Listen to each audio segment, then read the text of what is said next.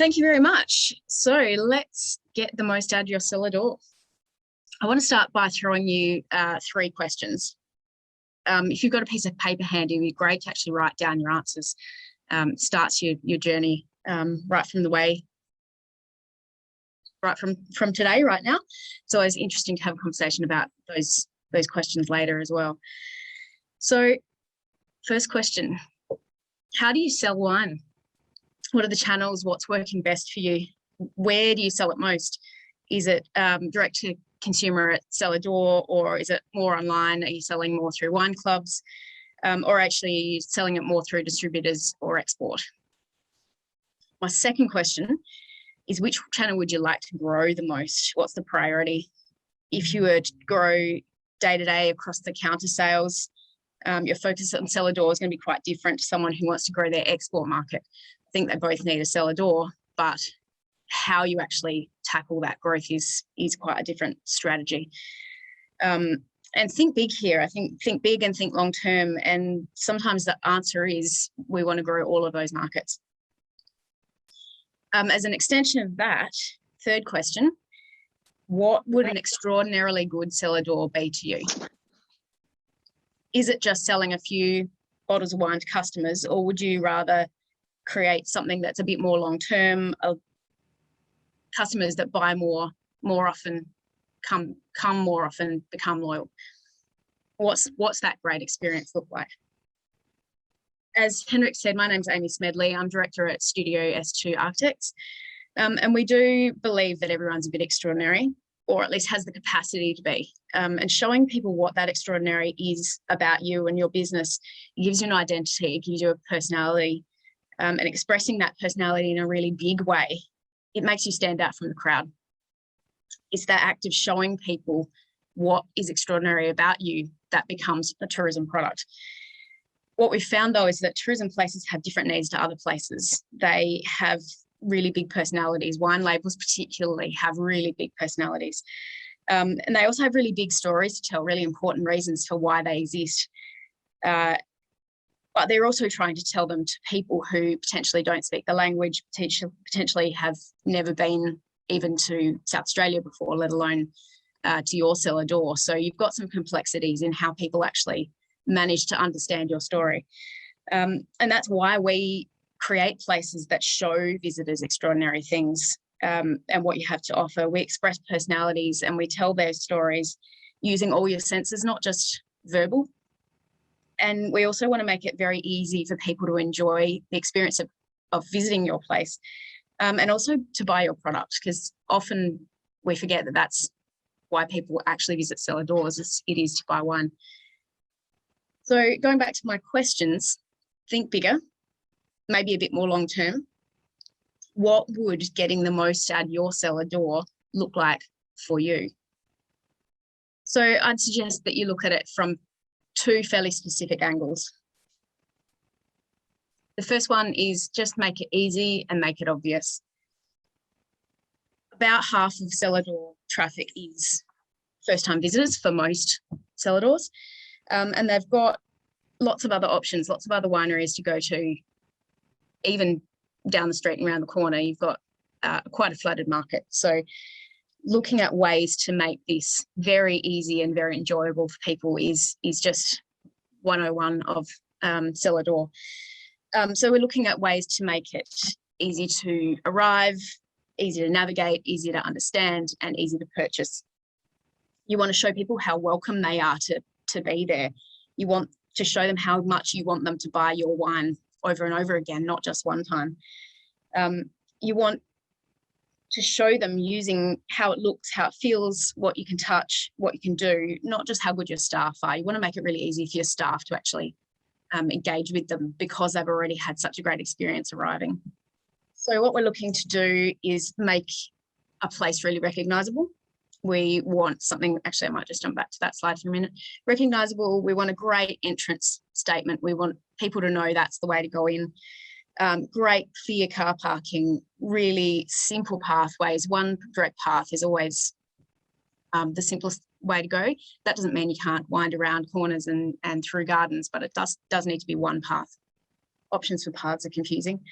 And you need to indicate signs of life. So things like putting bean bags out, putting umbrellas out, having cafe tables, getting people to park in the car park. Those are all things that are going to make people understand that there are people around and that they're people, that you are open. I think it's really important to touch here on also what will bounce people off. And sometimes you don't even realise you bounce people off because you never see them. But people, particularly first-time visitors, they will not come in if they don't know if they're in the right place.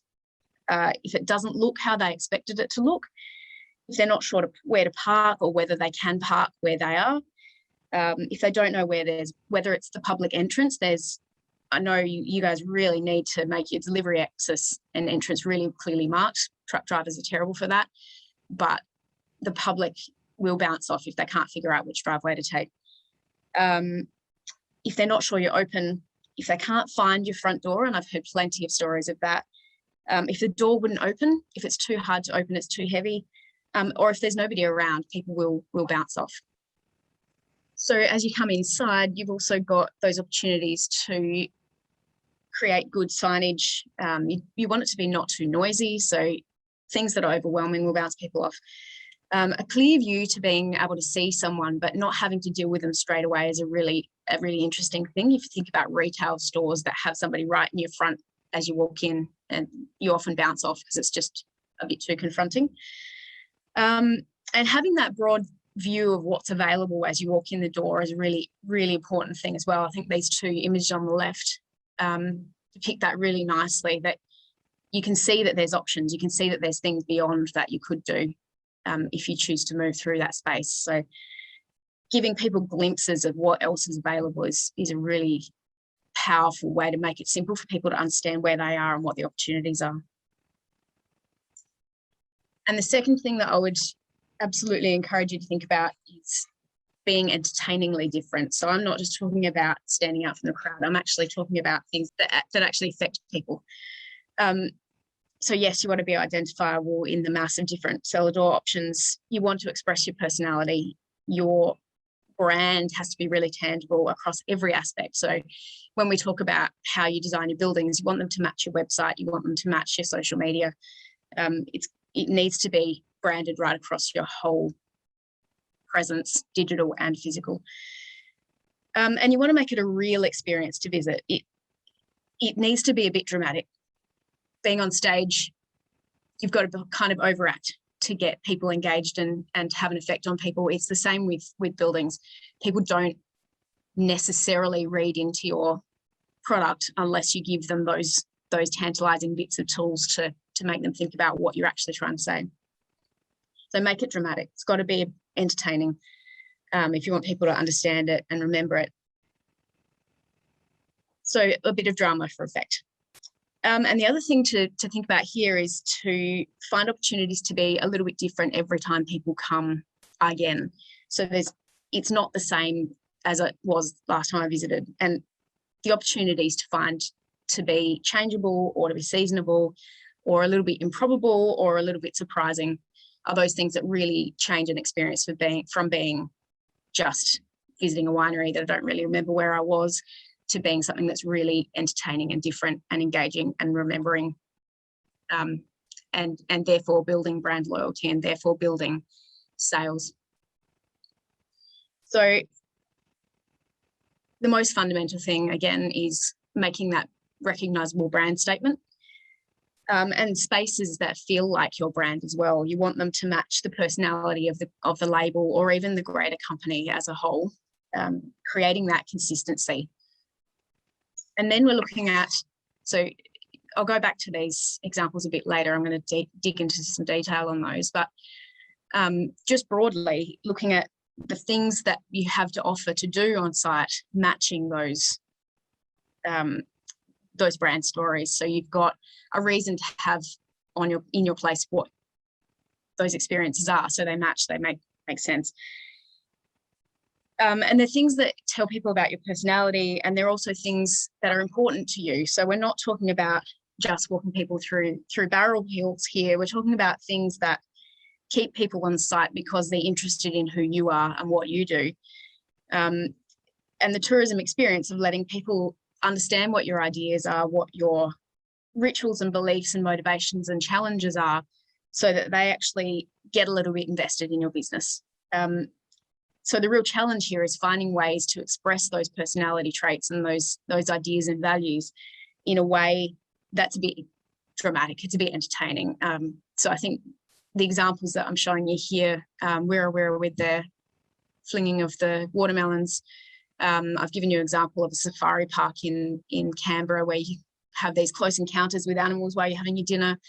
There's a winery in Argentina, right on the Andes, where the soil, the wine is just absolutely fundamentally of place. And if we flip back to this one, bottom left-hand corner again, it's all about the rock and the stone and of place, and their wine is fundamentally of place. So their experience is people getting in holes and looking at the rocks and, not just standing in the vineyard looking at the soil, but actually getting in the hole. And the cube is obviously an incredible experience, all about the artistry and the craftsmanship and the confusing puzzle of winemaking, and expressed so incredibly well in the cube there.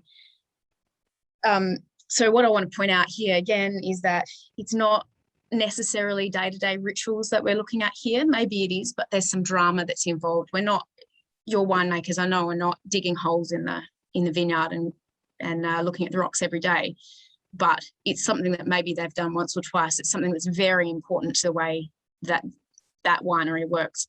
And that's the kind of tourism experience that really grabs people and makes it interesting.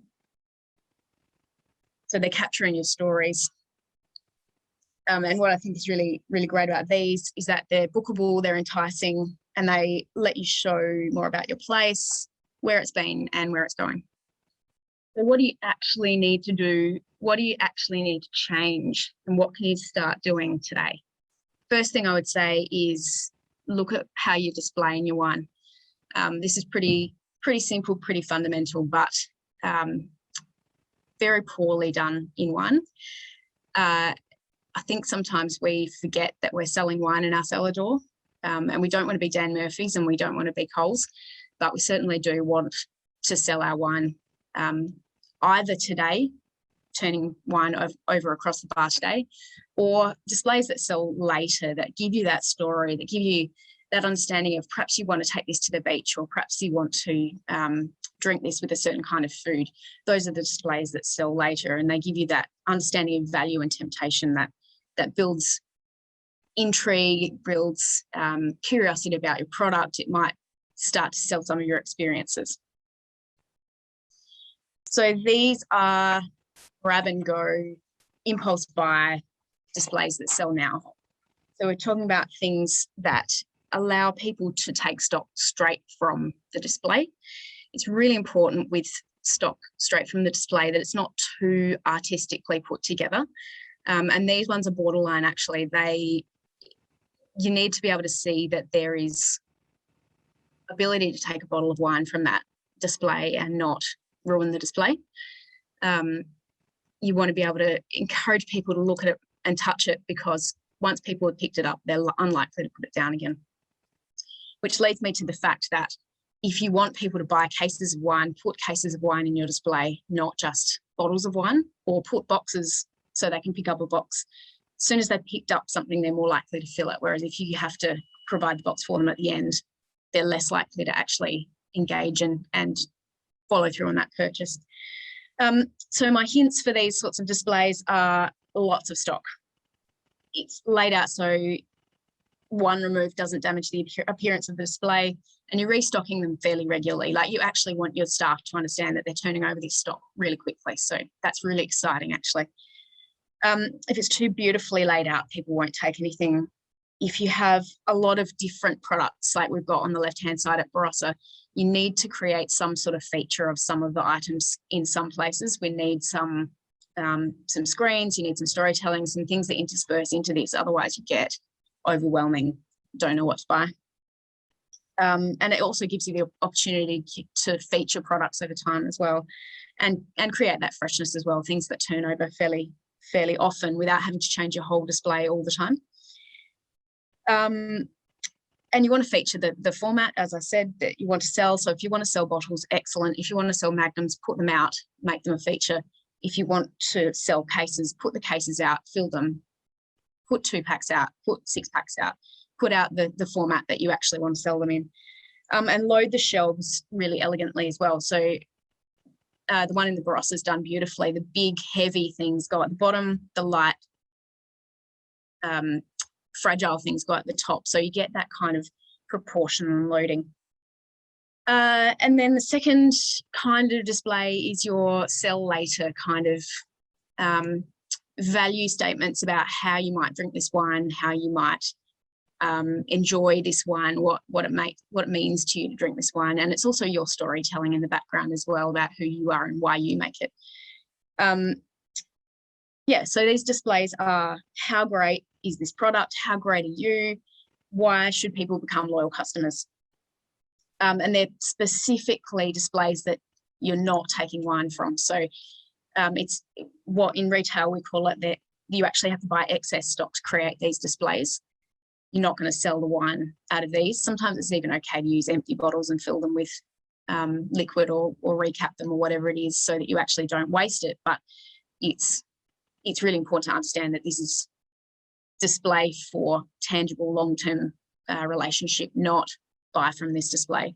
And there's very, very important difference there. So this is where we start to pair products with other things. You can do that in retail in your grab and go as well, but you need to make sure those products are complementary. You're looking for something that makes people want to buy more of your product. You're using props to tell a story, and I think this Peter Lehman's one right in the centre there, it's actually a kitchenware shop, and putting wine in that saucepan tells me that it's cooking wine. So thinking about how your props are actually making your product look is really, really critical here. I love this one at the top left-hand corner because it's absolutely celebratory, but it's special. It's a luxury. You can read that from the display. I love the one on the right-hand side at the top there. It's old school. It's you're going to drink it with something that's a bit unusual, a bit special. The bottom left-hand corner with the nose, this is all about the way things smell and how they make you your mouth water about them. I think that's actually a perfume display, but it's an awesome window front. The opportunity to just say, take it out and have a bottle of wine with your picnic in the bottom center, and then on the right, something that's a bit artistic. So I think that the thing to really understand here is that these displays are about what kind of wine your wine is and how you want people to purchase it, how you want them to experience it, and what it means to your brand. And it's very much about putting a display together that's about your brand, not just selling wine. So just some tips on those things. You want to pair it with products and props, as in pans and pots and tables and whatever, that accent your product, that make it look better than its surroundings, that make it more interesting. You can theme these things. You can make them seasonal. It's something that you keep fresh and you change regularly. You don't leave it in the window to get dusty. You want people to get a bit curious about these things. Why have you put them that way? What's with the pineapples? Create some of that drama that goes with storytelling, and use the opportunity to create some interest around those tourism experiences. So creating those displays to actually explain what your experiences that you get deeper involved in. This is the kind of opportunity to do that. So these are just three of our clients' examples. So we've got the Barossa Visitor Centre on the left there, they're just lucky enough to have a shop front in Tanunda, so they use their window quite regularly to update, just showing regional events, regional seasonal information, and they do a beautiful job there. We've got top right-hand corner is Shervington, just inside their entrance they've got some shop front window as you come in, and they change that up seasonally as well, and Carla does a beautiful job there. And then the bottom right-hand corner is Wirra, and we've actually created an opportunity for a shop front right in the middle of their building. So it is actually as you come in, but it's that thing that you seasonally change up to make sure that you're telling your stories really regularly. And so every time we walk into these places, there's something different to look at. I'm not sure what time it is. I'll just keep going. Henrik, I'm sure you will heads me up if I... Yeah, no, Amy, keep on going, all good. Yep, cool. Right, so tip number 2 is make better impressions. The impression is what makes it easy for people, but also what is tangibly your brand. And it's also what turns people away. First impressions, it's so easy to turn people away. So getting that impression right is absolutely critical. So first impressions, we're talking about recognizably your brand. Signage is good, but big personality statements about who you are better. Consistent with your marketing, always open and welcome, clearly indicating where to go. Having that ability to be a bit fresh, having the window displays or the even internal displays that are turned over quite often, changed up, seasonal, making it fresh and different gives a great impression, and something new to do here as well. So having changeable, seasonal, opportunistic kind of events and experiences on offer that you have to do it today because you're not going to get a chance to do it again for a year is really part of those first impression things that I'd really encourage you to think about. The other thing to think about when we're talking about impressions is a last impression, and it does get forgotten quite a bit, but things like bottlenecks at the sales point, I'd really encourage you to look at selling wine separately to tasting wine. So everyone's not cramming up in the bar trying to get a taste on Easter Sunday and trying to buy the wine. It just doesn't work. And clean and well-maintained toilets, being able to find the exit to the car park, all of those really fundamental things that drive you crazy when you're trying to leave a place. They leave you with an impression that is just as strong as that first impression. So think about that really strongly. So what does your building need to do to create good impressions? So we need to welcome people. We need to make sure they feel like they are allowed to be there. So that entrance statement, again, needs to be absolutely fundamental to getting people in the door. It needs to represent your brand, and it needs to feel like the personality that you're portraying as a business. It needs to incorporate your logo and your colours. It needs to look open and full of life. These examples, photographers love taking photos in the late afternoon or the evening when the sun's beautiful and you get that play of light and shadow. They're not good examples of making it look like they're full of life. But even then, when the lights are on and there's pot plants outside and there's doors open, it's tangibly approachable. And it looks interesting. These buildings they're not just flat, uninteresting buildings. They've got quite a tangible what's inside that kind of vibe about them. And then you need to live up to your promises about quality experience as well. So you really do need to think about what quality your brand is and look at how your buildings and your spaces and your displays reflect. Bargain boxes don't go well with luxury brands. Look at how those sorts of things are telling your story and what impression they're making. Creating opportunities for changing displays we've talked about, and putting on show, you put them in displays or have glimpses into other opportunities for other experiences. You've got a VIP space, make people aware that it's there or wonder how you get into it. That kind of curiosity builds value in maybe I'll come back, or maybe I could get into that. How do you do that? What do I need to do to get there? Separate point of sale for tastings and having good toilets, first impressions. And at the very least, if you're going to do very little or nothing, get out there and put some flags out, put some bean bags out, some pots, open your door, tables and chairs, umbrellas, cars parked out the front. They all lend themselves to, we are open, we are welcoming, people love us. We know we can have confidence that there's people around and people care about where they are. So that absolutely, at the very least, that's what I'd be encouraging you to do, put things out that wouldn't be there if there was no people around. And the third point is start working on what your experiences might look like. Tourism is about letting people experience who you are. It's about those ideas, those rituals, those beliefs, your motivations and your challenges, those extraordinary things that make you who you are. And that's where your stories come from. That's where your personality comes from. So look at what is this that you are as a business and as a brand, and how could you create and experience that? Makes people understand more about who you are and get more engaged and more involved.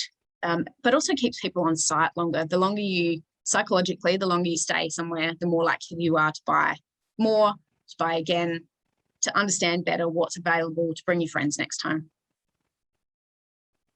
So we're crafting a tourism experience that expresses what's important to you, just a bit more dramatic, just a bit more impactful than it really is. Very few people at the safari park actually have dinner with the lions. Probably recommend you don't, but giving people the opportunity to sit at a dining table and have a lion walk past, that's sort of within the realm of what they do there, but more dramatic. And what you'll find if you come up with the right idea is that it won't be that hard to make it happen. Yes, you might have to build a whole new building like a cube. Probably not all of you are going to do that, but Chester pursued that relentlessly for many years and for many, many dollars, because it felt good and it felt right. And the result that he's seeing, it's paid for itself over and over. And the amount of just international marketing that's come out of it that's been free has been incredible for that brand. So looking at what you could do that is right and is natural will feel good to do. So going back to these examples from Wirrawira and Safari Park and the Argentinian winery on the Andes there and the Cube, what their buildings do and what you need to start thinking about doing is having the space and the facilities that you need to offer tourism experiences that are right for you. They're not necessarily outrageous, but they are definitely different, and they are most importantly something that is important to you. If you're going to build a space, make it flexible enough that you can have big groups or small groups. Make it flexible enough that you can change up the experience, so you're not tied to something for the next 30 years. But also something seasonal happens or something comes into the winery that you think, wow, I could really do something with that. You can bring it in and make it happen on a fairly short notice basis, but you've got the flexibility and the space to do that. You want to be able to throw events in this space. If you're going to build a space, make sure you've got some capacity to make it work for you in other ways as well. You want to create displays and stories and experiences that tell themselves. We don't want to have to rely on great storytelling staff. There's not too many of them around. And even if you do have them, take the pressure off, make it really easy for them to tell that story because people are already engaged. Expose people to your brand's personality, provide glimpses through and between and into other opportunities. Your buildings need to provide safety. If you're going to take people on tours through wineries and back of house and all of that sort of stuff, it needs to be safe. Your buildings need to provide that safety for you. Otherwise, you're going through all manner of PPE and safety barriers and stuff that become inconvenient for you and difficult to execute. And the other thing about that is you don't have to take everybody through every single part of your winery. I was in a winery a few years back in